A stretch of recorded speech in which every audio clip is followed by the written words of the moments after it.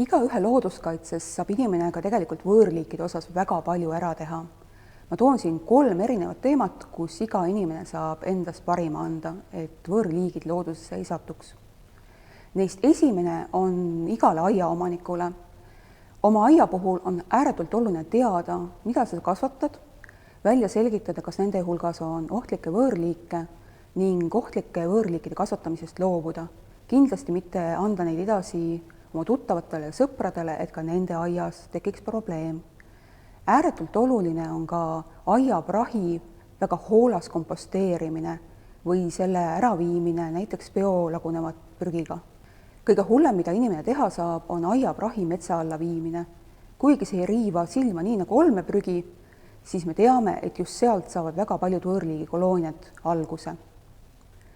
Teine asi, mida inimesed teha saavad, on vaadata, et nende lemmikloomad loodusesse ei satuks. See käib nii kasside koerte kohta kui ka näiteks akvaariumikalade kohta. Mitte kunagi ei tohiks oma loomast, kellest soovite loobuda nii, et see viiakse metsa alla. Alati tuleks leida oma loomale uus kodu.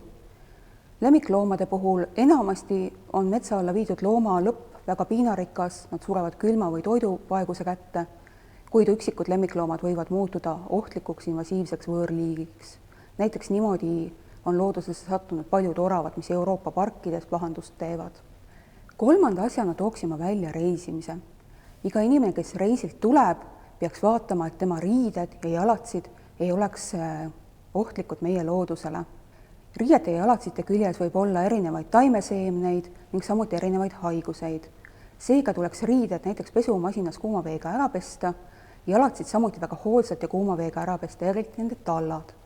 Tuleb vaadata, et talla vahedes ei oleks erinevaid seemneid ning kuuma veega pesemine ning hilisem kuivatamine aitab vältida ka seenhaigustel jõudmist Eesti loodusesse.